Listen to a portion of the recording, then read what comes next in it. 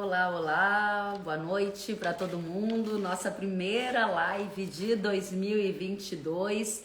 Tema mais pedido, na verdade foram dois temas mais pedidos: fertilizantes e mercado de grãos. E é compreensível, né? Afinal de contas, tem muita gente precisando tomar decisão se compra agora o fertilizantes ou se espera. E para essa tomada de decisão, a gente precisa entender qual é o cenário de oferta e tendência de preços na visão de diversas fontes. Hoje nós vamos consultar o Guilherme Belotti, ele é gerente de consultoria agro do Itaú BBA. Além disso, eu preciso saber como é que vão se comportar os preços dos grãos, da soja, do milho e ver se essa conta fecha, né? Será que é hora de fixar um pouco mais? Será que é hora de esperar? Todos esses componentes a gente vai analisar hoje na nossa live, a primeira de 2022. Eu vejo muita gente por aqui já, que alegria, tava com saudade de todos. Hoje foi bem curioso, inclusive eu tô na casa de uma amiga, uma vizinha. A minha internet não estava funcionando pra gente fazer essa live com qualidade. Uma chuvarada aqui e eu tô na casa dela, Bruna Manzou, que me recebeu super bem pra gente conduzir esse bate-papo juntos, a nossa primeira live deste ano. Vamos juntos saber de onde vocês estão acompanhando o nosso bate-papo. Na sequência, a gente já vai chamar o nosso convidado de hoje, o Guilherme Belotti. Eu já vejo o pessoal de Estação no Rio Grande do Sul. Moisés, seja muito bem-vindo. Bem-vindo. Andriel Durigon, de Corbélia, Paraná, seja muito bem-vindo. O João Paulo o João Paulo já está mandando aqui a questão da guerra Rússia-Ucrânia e como que isso pode afetar os fertilizantes. Excelente ponto, muito obrigada. Aproveitem para enviar perguntas. Tem o pessoal aqui de Bagé, Rio Grande do Sul, Luiz de Itanhangá, Mato Grosso, Monias de Uruguaiana, Rio Grande do Sul, Holanda, João Paulo Holanda de Goiás, Goiânia, Cláudio de José Bonifácio, São Paulo e muito mais gente de Jaborandi, Bahia, Pains, Minas Gerais, Embu das Artes, São Paulo. Eita, muito legal, muito bom, pessoal do Rio de Janeiro, de Sombrio, Santa Catarina, e assim a gente vai juntos. Sergipe também, de Simão Dias, de fato o Brasil todo aqui conectados. Então, o tempo de vocês é precioso, a atenção é preciosa, vamos já receber o nosso convidado de hoje. Vamos aqui ver onde é que está o Guilherme, vamos ver se eu encontro ele aqui, Gui Belotti, para a gente já chamar, convidar. Só você aceitar para a gente começar o nosso bate-papo. Enquanto isso, eu vejo a Patrícia de Cuiabá, o Rogério de Luiz Eduardo Magalhães. Opa, seja muito bem-vindo, Guilherme. Oi, Kelly, boa tarde, tudo bem? Muito bem, e você, como é que está nesse início de 2022? Tudo bem também, graças a Deus, muita energia para que consigamos fazer mais um ano tão bom quanto foi 2021, a despeito de todos os desafios, né? Desafios que não faltam, né? E que estão aqui no centro das atenções da nossa audiência. Eu já quero começar te perguntando qual é o cenário que você vê para 2022, enquanto a gente vai selecionando algumas perguntas que já chegaram e eu vou colocar também o tema da nossa live para quem chegar depois poder acompanhar.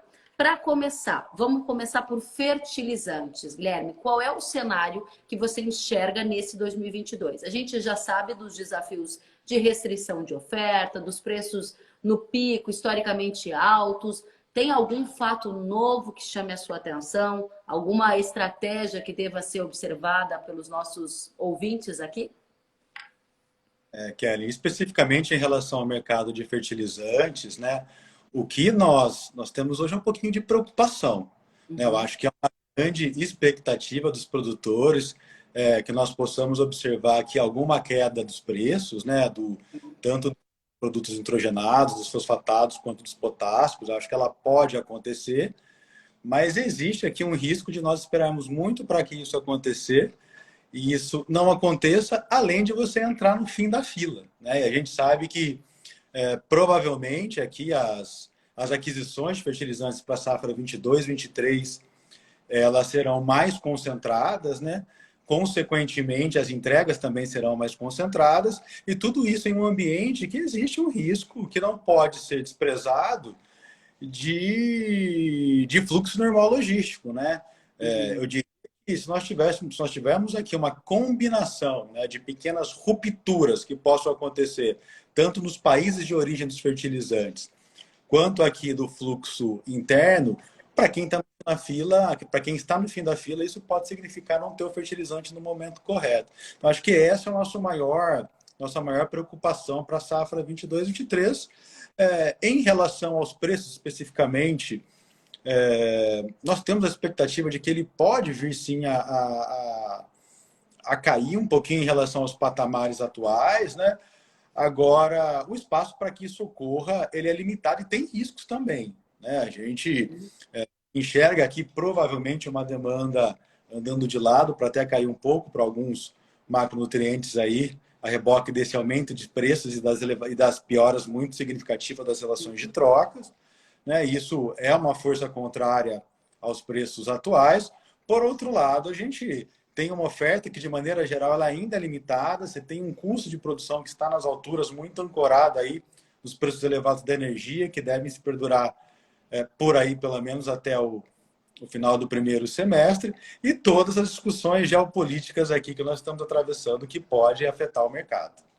Bom, então, para começar, o Guilherme já trouxe alguns elementos sobre fertilizantes. Ele fala sobre manter, ou seja, está mantida a preocupação com abastecimento. Muito preocupante a questão do preço, mas mais preocupante é a falta do produto. E o que ele está dizendo para a gente é que ele não descarta problemas de abastecimento, sejam por questões geopolíticas, seja por essas rupturas na logística que ainda estão dando o tom nesse início de 2022. E sobre preço, ele já sinalizou que há uma expectativa do preço cair, mas que há o risco dessa expectativa não se realizar, a compra não ser feita e depois faltar produto. Olha quanta informação já no comecinho dessa live. Se quiser me corrigir em relação a algum ponto, que fica à vontade, eu vou trazendo mais perguntas da nossa audiência. É isso mesmo, só para fechar esse primeiro ponto? É isso mesmo, que eu acho que aqui o ponto principal é esse do risco mesmo. Embora nós esperamos que possa ocorrer algum arrefecimento, muita reboque aqui de uma demanda menor, você tem do outro lado todos esses riscos que nós comentamos de uma compra que vai ser mais concentrada. Talvez aquela queda que nós esperássemos que ela correria, talvez não corra da mesma magnitude, porque vai ser mais concentrada. Legal. Pergunta do Igor Correia. Como fica o fornecimento de fertilizantes esse ano? Para quem não fez compras para a safra 22/23, é o momento ideal para compras? Obrigada, Igor, pela pergunta. Conta para a gente qual é a sua visão, Guilherme. Essa pergunta é excelente, é a pergunta de $1 milhão, né? A pergunta que todo mundo faz. Acho que diante de todas as incertezas que nós temos aqui no ambiente de negócios ao longo desse ano, é importante que o produtor esteja super atento aqui às oportunidades de negociação, né? Nós estamos em patamares de relação de troca que elas são bastante ruins do ponto de vista histórico, mas em sinais de melhora, dado que provavelmente a melhora não deve ocorrer de maneira tão significativa, você ir fixando as relações de troca e fazendo preços médios parece ser uma estratégia que faz sentido, né? A história nos mostra, né, que conseguimos acertar aqui o olho da mosca, ele é muito difícil, né? E nesse contexto, né, de possibilidade de aumentos adicionais poder gerar impactos financeiros bastante significativos para os produtores, fazer preços médios parece ser uma estratégia razoável. Muito bem. Então, a resposta do Guilherme é uma relação de troca que não é das mais favoráveis, mas que a estratégia recomendada é fazer preços médios para que haja uma diluição desse risco, né? O João Leandro está dizendo aqui, custos altíssimos, se não travar os custos de produção, é risco certo. Vou aproveitar para perguntar para centenas de pessoas que estão aqui conosco, como é que vocês estão tomando essa decisão? Quem já comprou fertilizante para 22/23, levanta a mão, manda aqui no comentário a mãozinha levantada, ou diz eu, para a gente ter uma noção, né, de onde vocês estão e quais são as estratégias adotadas. Até porque, Guilherme, a gente conversou no finalzinho de 2021 com a ProSoja Mato Grosso, e eu lembro que o presidente Cadori disse aqui no nosso canal que não há por que ter pressa para pagar caro. E essa é uma premissa que tem sido levada em conta por muita gente. Vocês no Itaú estão acompanhando o dado de comercialização de fertilizante? Ela está atrasada em relação à média histórica? Está adiantada? O que você tem de cenário Brasil? Não, perfeito. Aqui nós não temos uma amostragem, um número amostral para dar para vocês, mas a nossa percepção é que de fato a comercialização ela está mais atrasada, né? O último número o hard number que nós vimos aqui foi o número da Stonex de novembro, se não me engano, e ele já mostrava um certo atraso no nível de fixação, de comercialização, em relação ao que foi observado no mesmo período dos anos anteriores. E a nossa percepção, né, conversando com clientes, tanto produtores quanto da própria indústria de fertilizantes, é que o mercado de fato tá um pouco mais atrasado, sim. E por isso que a nossa preocupação é em relação à concentração das aquisições aqui e os reflexos que pode ter lá na frente do ponto de vista de disponibilidade. Concentração dessa compra e o risco de disponibilidade, algo para a gente acompanhar. Olha só, a nossa audiência já respondeu ao desafio proposto aqui. O Hugo de Mato Grosso do Sul disse que já comprou fertilizante. O Éder de Horizontina, Rio Grande do Sul, disse que já fechou 60%. E o Luiz disse que está na espera para uma melhora na relação de trocas. Veja que existem muitos cenários e eles são diversos. Mais uma pergunta super qualificada da nossa audiência veio do Jonas Medeiros. Ele diz: qual matéria-prima deve ter mais problemas de desabastecimento caso ocorra? Os fosfatados, o potássio ou os nitrogenados? Aqui acho que é importante nós deixarmos claros que aqui existem riscos, né? Nós estamos ainda falando em desabastecimento. Esse não é o cenário base, mas é um risco que ele não é desprezível aqui, dado o cenário que nós estamos atravessando. Agora, sem dúvida nenhuma, me parece que o maior ponto de preocupação está relacionado aí aos potássicos, né? Muito a reboque de toda a sanção comercial aqui de Estados Unidos, Canadá e União Europeia, aqui a Bielorrússia, os impactos que isso vai ter na oferta desse importante produtor e exportador de potássicos. E a gente também não pode perder do radar, né, que nós temos agora uma grande tensão entre Rússia e Ucrânia, e já há declarações de possíveis retaliações caso a Rússia avance sobre a Ucrânia, e a Rússia também é importante produtor e exportador de potássicos, né? Então, acho que vale ter muita atenção à originação desse importante macronutriente. Muito bem, então a resposta para o Jonas é que os potássicos têm um maior risco e muito disso ligado às questões geopolíticas aqui mencionadas pelo Guilherme. Tem mais gente dizendo aqui, o Eduardo Prado disse: estão levando em conta que o produtor vai reduzir drasticamente o uso de fertilizantes? Outra ótima observação, né? Porque o preço alto tende a reduzir a demanda pelo produto. A sua percepção é que haverá uma redução drástica, como menciona o Eduardo? É difícil mensurar de maneira tão antecipada assim, Kellen, mas os relatos, né, que provavelmente a gente vai ver sim uma redução do nível de aplicação de tecnologia, né, do nível de adubação, onde for possível, né, principalmente aí no caso dos fosfatos, provavelmente, né. Então você veio criando aí um certo estoque no solo e diante desse cenário de preço, a gente já tem ouvido falar que produtores passarão a utilizar menos o produto esse ano. E isso, sem dúvida nenhuma, é uma força contrária aos preços, né? Como eu havia comentado. Mas, por outro lado, você tem todo esse cenário de oferta que ainda é limitada, né, globalmente, e todos esses riscos geopolíticos que permeiam aí todo o ambiente. Muito bem, mais participações. O Fabrício Camilo disse: trabalho com fertilizantes em Minas Gerais. Os clientes estão comprando primeiro o potássio com medo de falta de produto e aguardando possíveis baixas para N e P. Muito legal, obrigada, Fabrício, pela sua participação, pela sua contribuição.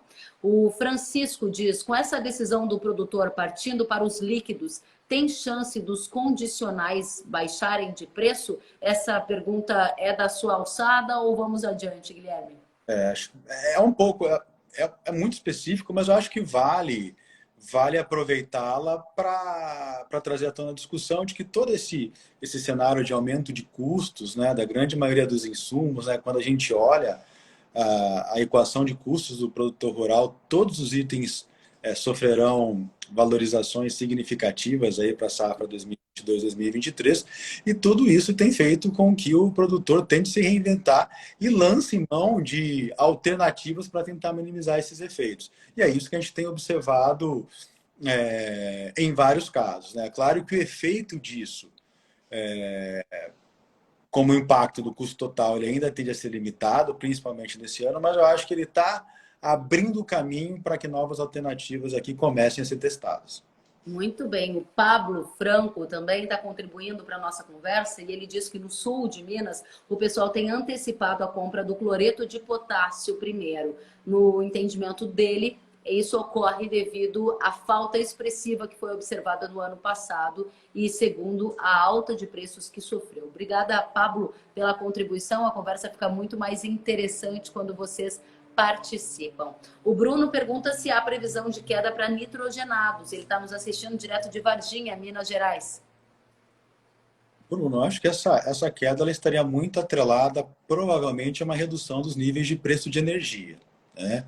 Enquanto nós não tivermos uma queda dos preços de energia, provavelmente não dá para esperar uma redução tão relevante dos preços dos nitrogenados. Agora, é importante comentar que do fim do ano para cá, nós vimos uma redução dos preços da ureia, por exemplo, da casa aí de US$ 100 por tonelada, pelo menos aí no nosso acompanhamento dos preços nos portos, né?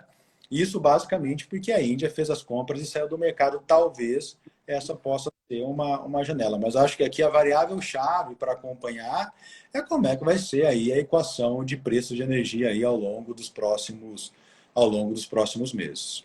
Excelente, mais participações. Obrigada a todos que estão aqui ativamente contribuindo conosco. O Fabiano Emerick, ele diz: região sul com seca e altos custos, provavelmente vai diminuir a safra de milho e também haverá redução no uso de adubos. Aqui o Fabiano já começa a introduzir o tema de seca, mercado de grãos e os efeitos que isso tem na confirmação de um cenário de fertilizantes. Qual é a sua análise, Guilherme? Basicamente esse cenário de seca, né, o que ele traz agora, principalmente na região sul do Brasil e no Mato Grosso do Sul, que pegou bastante a safra de soja lá, ele tende a reduzir o tamanho do colchão, né, que poderia ser construído para enfrentar um ano safra 2022-2023, que provavelmente a gente vai ver uma redução mais relevante das margens aqui, as margens voltando para patamares médios históricos ou até um pouquinho abaixo, né? Então, tendo em vista esse cenário, se nós não conseguimos construir esses colchões, provavelmente produtores serão ainda muito mais seletivos, né, nas aquisições de insumos, muito mais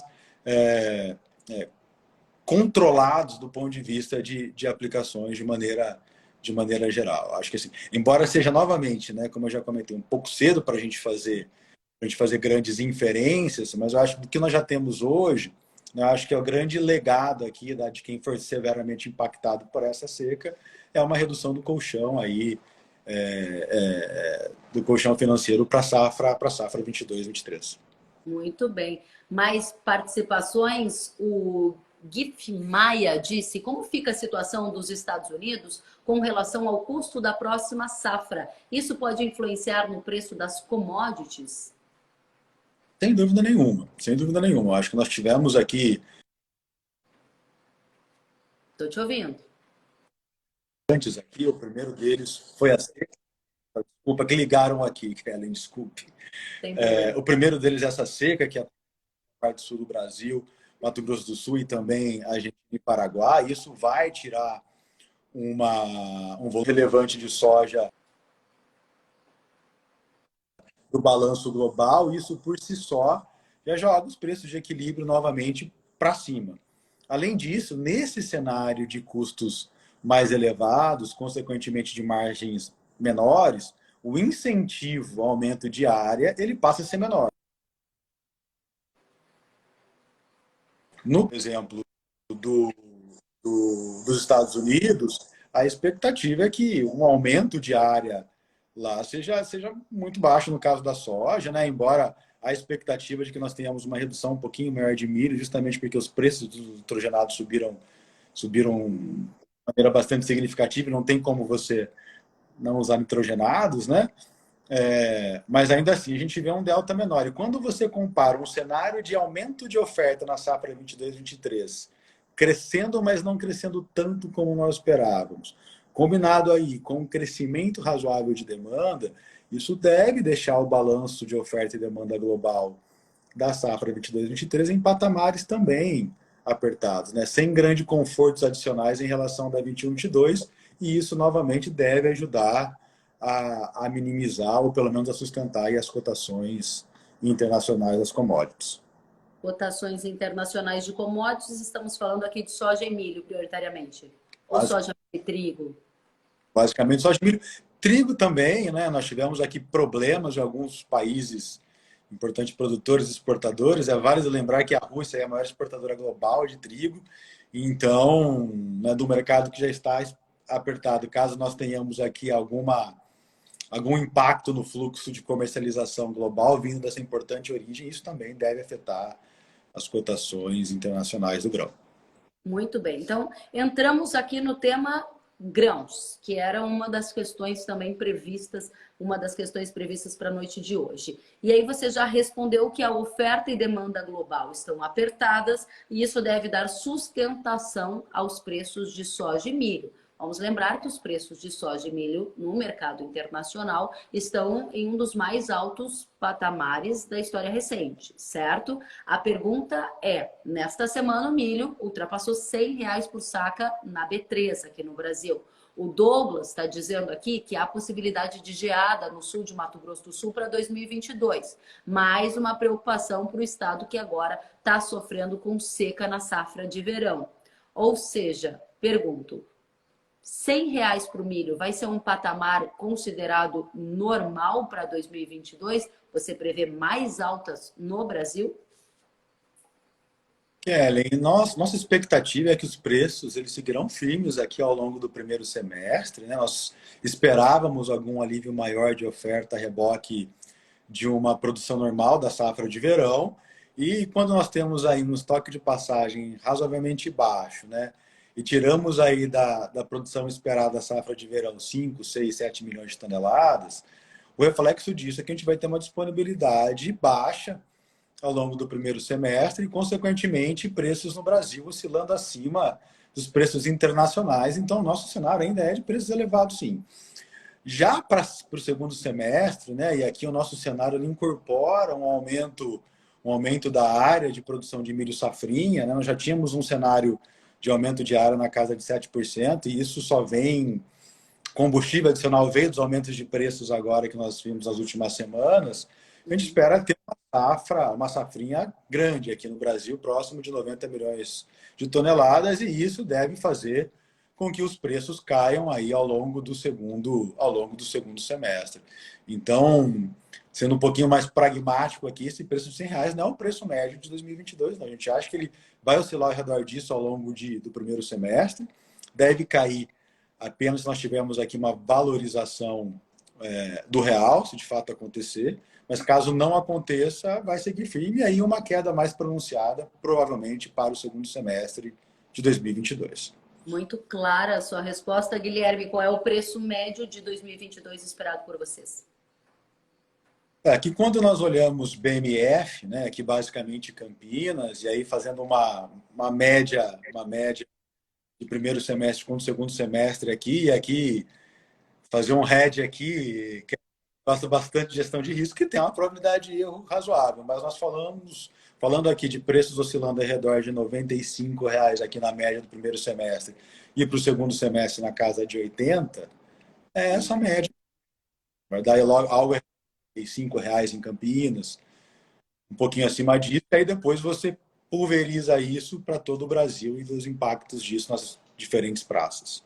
Muito bem, ótimas participações aqui da nossa audiência. A gente entrou no tema de grãos e tem muita gente aqui perguntando também sobre fertilizantes. A gente vai voltar a falar sobre isso. Alguns temas já foram abordados, mas para a audiência que está chegando, vale a pena a gente deixar para aquele ping-pong no finalzinho da nossa conversa. O Rodrigo Andrade Cruz pergunta: e as eleições aqui no Brasil, como vão interferir neste cenário para quem adiar a compra? Um tema super pertinente, afinal de contas, eleição é mais volatilidade cambial e o dólar é um dos principais formadores de custo e também de preço das commodities. Como as eleições estão no radar de vocês? Dólar para cima, mais próximo de 6, mais próximo de 5? Qual é o cenário? Perfeito, Kellen. E aqui, vou pegar emprestado o cenário aqui dos nossos colegas economistas do banco, né? O Pedro Renault, que tem presença cativa aqui nas discussões com a Kelly. E o cenário de macro aqui para o final do ano, é 5,50, então a gente deve seguir ao longo de 2022 com um câmbio desvalorizado, né? A grande questão é que vai acontecer em 2023, e essa é uma das nossas grandes preocupações aqui. Nós formarmos um custo de produção para quem se olha câmbio bastante desvalorizado, né? Dependendo do cenário das eleições de 2022, provavelmente possa vir a ter o câmbio um pouquinho mais comportado. E um câmbio mais comportado significa preços em reais, né? Assumindo que os preços em dólares permanecerão constantes, mais baixos, né? Então, esse é o nosso grande ponto de atenção. É por isso que nós trazemos sempre à tona aqui a questão da gestão de risco. É você fixar, já fixa os preços do produto lá na frente para não incorrer no risco de agrícolas não pagar e depois vender a soja aí, por exemplo, num patamar num câmbio um patamar bem inferior a esse, e isso pode trazer uma corrosão de margens bastante significativa em um período, Kelly, se você me permite aqui, que além dos diretos operacionais da agricultura que vão aumentar na safra 22/23, a gente tem uma equação de juros que também deve aumentar. A gente está mudando aqui de maneira até bastante abrupta de uma taxa Selic aqui no Brasil que está saindo da casa de 2% e alguma coisa abaixo, indo aí para 2 dígitos já no início de 2022. Então, é um grande ponto de atenção aqui para o produtor. Se eu tivesse que resumir, Keren, nos parece que cada vez mais para a safra 22/23 o espaço para erro ele vai ficando menor, né? O espaço para perdas ele vai ficando menor. O espaço para erro vai ficando maior e os riscos das perdas vão ficando maiores, né? Afinal de contas, você trouxe um ponto super relevante, que é a previsão do Itaú ainda de 5,50 para o câmbio ao final do ano, mas o pós-eleição, que vai ser o 23, pode reservar para a gente um cenário de câmbio mais baixo. E aí, essa percepção que você nos dá de que é importantíssimo fixar a compra e a venda juntinhas, coladinhas, mesmo que não sejam as melhores relações de troca historicamente, elas ainda significam uma proteção numa operação que é um cenário muito, muito instável que a gente está vivendo, com essas novas variantes de coronavírus, com as incertezas que estão mais acentuadas. Obrigada, Guilherme. Vamos trazer mais pontos aqui da nossa audiência. O Lucas, que é de Palmeiras das Missões, Rio Grande do Sul, diz que na região dele ninguém fala em comprar adubo para a próxima safra, já que além do preço alto do fertilizante, a seca está super severa. O Dimas Godinho disse que quem sempre é impactado é o pequeno produtor. O Francisco está dizendo que na região dele foi bem essa alta, pois alguns produtores abriram os olhos para análise de solo e partiram para a lei do mínimo, ou seja, um efeito nos tratos de manejo, tratos agronômicos. Vamos adiante, tem mais gente ainda trazendo percepções. O Éder veio com aquela pergunta clássica, né, Éder? A gente aqui falou de milho, falou de fertilizantes, e aí o Éder trouxe aquela pergunta. Para 2022, vamos ter a soja Lobo Guará, soja a R$ 200? E aí, Guilherme? Essa expectativa de todo mundo, né? Até se você me permitir, Kelly, antes de passar para a pergunta do Éder, só dar uma pimentada na questão anterior, que eu acho que hoje já existem ferramentas, né, que os produtores conseguem na nossa mão. Se ele não quer fixar a relação de troca, ele pode pelo menos fixar o mínimo da relação de troca, né?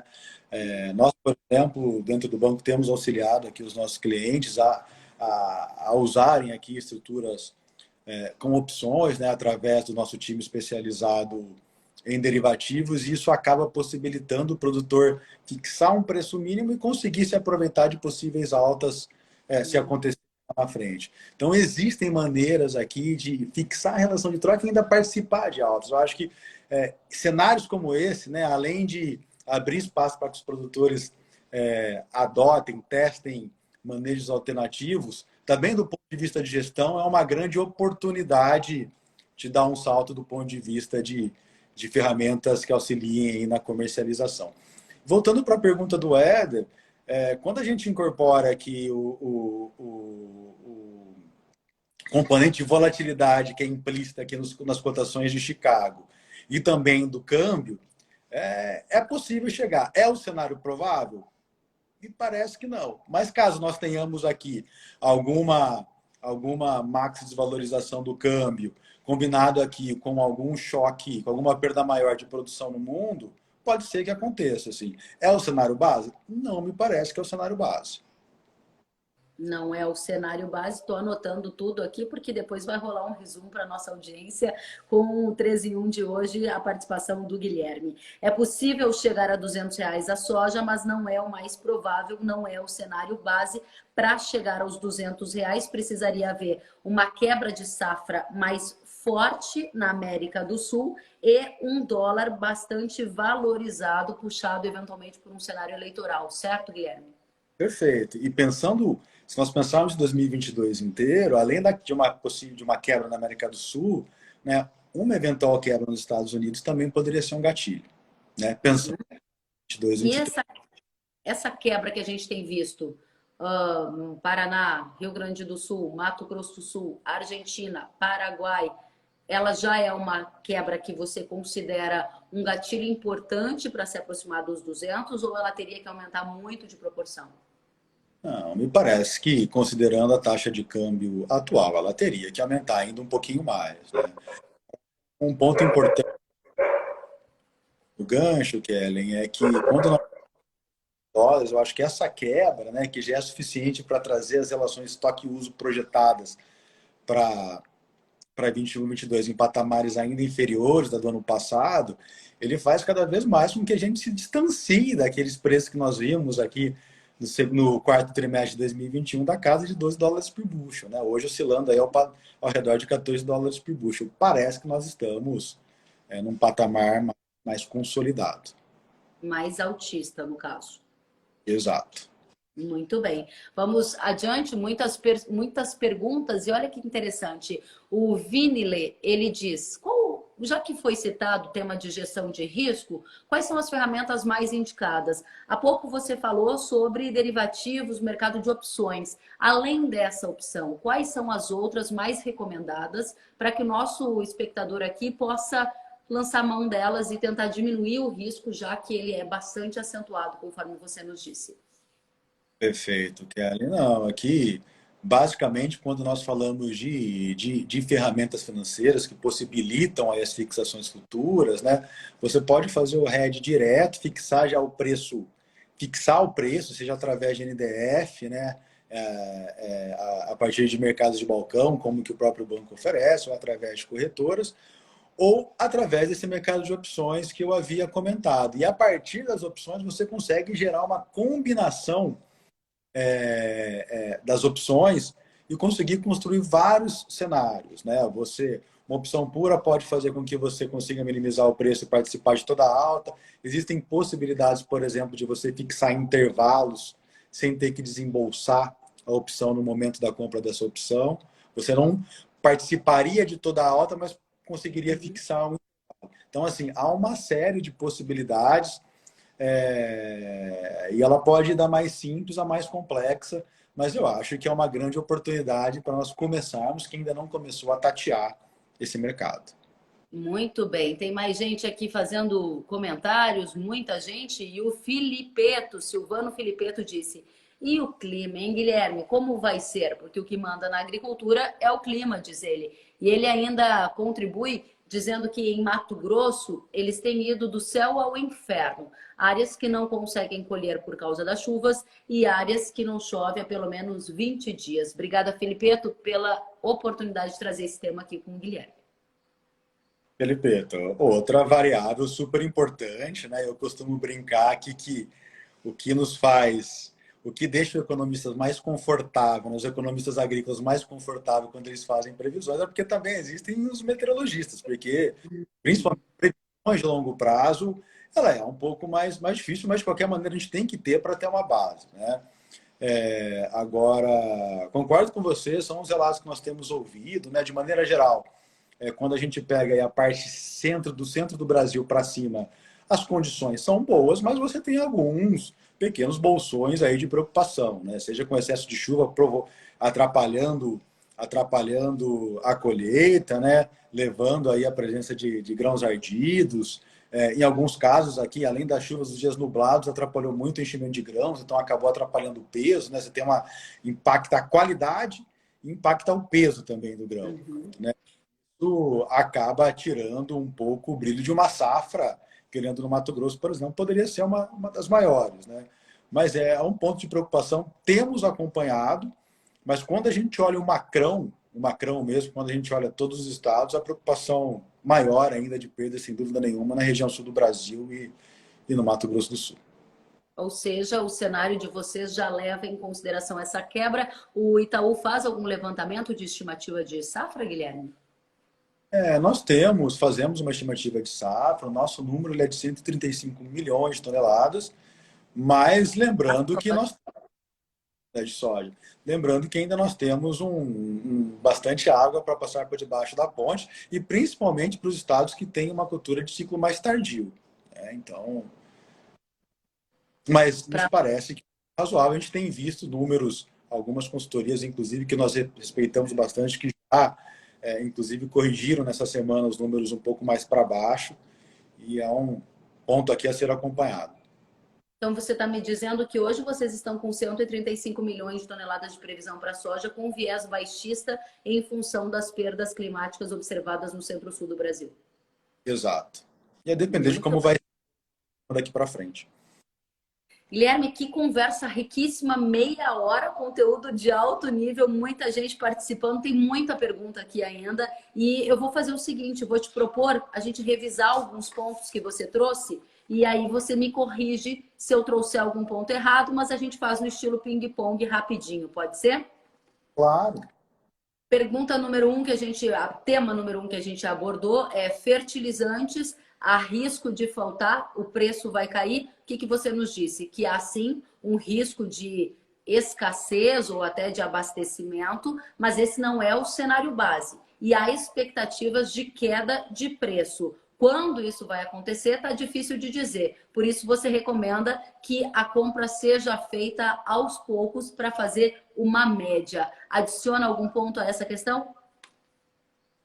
Acho que o ponto a adicionar aqui, Kellen, que apesar de nosso cenário traga aqui alguma possível queda, mesmo que marginal de preços, existem riscos para esse cenário, né, que está muito atrelado aqui a um componente geopolítico super relevante, como nós comentamos já, desde a sanção de Estados Unidos, Canadá, União Europeia e Bielorrússia, a tensão agora que existe entre Rússia e Ucrânia, os reflexos que isso pode ter no mercado, né?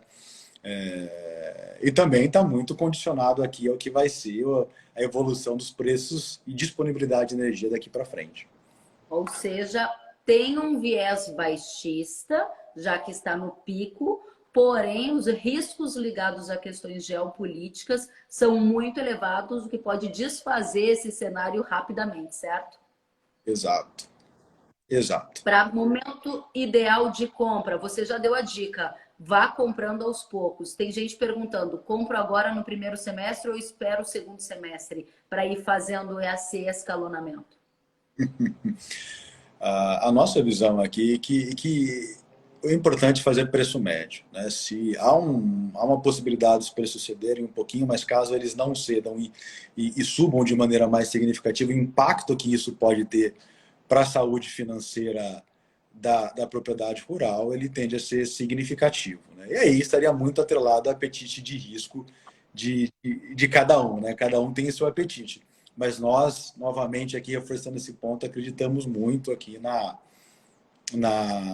fixação de relações de trocas médias aqui. Eu nem falo em preço, porque eu acho que o mais importante é a relação de troca, né? Que a relação de troca troque-se para a margem aqui. Relação de troca, tem pergunta aqui, se o preço do fertilizante subir, será que o preço das commodities sobe? Vamos por partes. Milho, Você já trouxe para a gente aqui, quem está chegando agora, expectativa de uma média de preço de R$ 95,00 no primeiro semestre, com um viés mais baixista para o segundo semestre, se confirmada a safra, segunda safra de 90 milhões de toneladas que o Itaú está prevendo, aí a média do milho passaria para 80 no segundo semestre. É algum ponto nesse sentido, Guilherme? Não, acho que é mais ou menos essa leitura mesmo, e pensando aqui novamente em preços Campinas, que são os preços que são a base aí das cotações na B3, né? Então a gente acredita que os preços lá vão oscilar ao redor desse patamar, olhando as condições como elas estão hoje. Muito bem, a Lacerda Ju está dizendo, é verdade que a safra 22-23 vai ter custo da soja 34% mais cara? Ju, esse foi um dado que eu trouxe com exclusividade nessa semana, baseado num levantamento que o CPEA fez, o pesquisador Mauro Ozaki. Ele levou em conta alguns números da série histórica que ele tem feito, e sim, há projeções de que pode chegar até 34% mais cara a safra 22-23. Guilherme, aí no Itaú vocês estão de olho nesses números também? Algum comentário? Estamos de olho, gosto muito dos números do meu amigo Mauro Ozaki. Eu diria que dependendo do caso, dependendo de quando o produtor fixou os custos dos insumos para a safra 21-22, eventualmente esse aumento pode ser ainda maior. Eu acho que esse é um ponto super relevante. Eu acho que a gente vem de uma safra, vamos para uma safra 22-23 com um aumento de custo operacional bastante significativo, que vai exigir um planejamento maior do produtor rural, como nós comentamos agora, vai exigir mais capital de giro na atividade, e por isso, cada vez mais, e novamente, me desculpe a redundância, mas eu acho que está ganhando cada vez mais relevância, a gestão de risco é mais importante. Muito bem, para a gente fechar as nossas promessas para a nossa audiência, passamos por fertilizantes, por muitos temas. Vale a pena vocês reverem a live, ouvirem todo o episódio no podcast, que vai estar disponível ainda hoje. Do milho para soja. Você já nos disse, respondendo à nossa audiência, que é possível a soja chegar a 200, a soja lobo-guará, mas não é o cenário base, o cenário mais provável. Se não é esse o mais provável, qual é o mais provável? Qual é o seu target aí de preço? Não, acho que aqui vai depender muito da praça em que nós estivermos, mas acreditamos muito nos preços oscilando aí um pouquinho acima, um pouquinho abaixo desses US$ 14 por bushel, né? Novamente, olhando o balanço como ele está hoje, olhando as relações históricas de oferta-demanda, taxa de câmbio e preço. E agora tem um outro ponto relevante que é para a gente acompanhar também como é que serão os prêmios dos portos, né? Os prêmios dos portos subiram aí nas últimas semanas, muito a reboque dessa redução provável da oferta, das exportações e também da queda aí da produção argentina e paraguaia, né? Eu acho que aqui, menos preocupado em saber se vai ser 14, 14,2 ou 13,9, eu acho que aqui o nosso cenário é de preços ainda sustentados aqui. Muito bem. Guilherme, muita gente na nossa audiência, a Ju, o Douglas, o Éder, o Silvio, muita gente se manteve aqui presente, firme, mandando pergunta, interagindo. Altíssimo nível da nossa audiência, como sempre, altíssimo nível dos nossos entrevistados. Guilherme Belotti, quero te agradecer demais pela oportunidade, estreando as lives de 2022, os episódios do podcast de 2022. Ficam aberto aqui o espaço para você fazer a sua consideração final, deixar aquela mensagem especial para a nossa audiência. Primeiro, é um grande prazer estar aqui com você, estar aqui com a sua audiência, compartilhar um pouco da nossa visão e ouvir também um pouco as opiniões da sua audiência aqui, que é super importante para que a gente possa tirar eventuais miopias, né, que nós temos, porque no final do dia a nossa grande missão, né, acho que todo mundo que está no setor é contribuir cada vez mais para um setor mais forte, mais sustentável, no longo prazo, né, sobre as mais diferentes dimensões do que o conceito de sustentabilidade aqui abrange, né? Então, deixo aqui o meu feliz ano novo para todo mundo, que todos tenhamos aqui um 2022 repleto de muita saúde e que tenhamos também mais um excelente ano do ponto de vista agrícola aqui. Um grande abraço e nós estamos sempre à disposição. Obrigada, quero só te dizer que tem muita gente elogiando o conteúdo de hoje. Martins está dizendo parabéns, o Jorge está dizendo que a live foi muito boa, a Samara está dizendo parabéns pela live, a Ju está dizendo os dois são fera, parabéns, a Polisa, parabéns, Marcelo também, o Rodrigo dizendo parabéns pela live, o Éder está dizendo que a live foi de altíssima qualidade e muito mais gente conosco. Essa live só foi tão interessante pela presença do Guilherme, da nossa audiência, e eu já divido com vocês. Compartilhem no Instagram para aquele amigo, para aquele parente que deveria ter visto a live e não viu, e saibam que ela vai ficar no feed, ela vai para o YouTube e ela também estará em todas as plataformas de podcast ainda hoje. Guilherme, se cuide, um ótimo ano para você, volte sempre, bom trabalho. Tchau, tchau para todo mundo. Obrigado. Tchau, tchau, pessoal.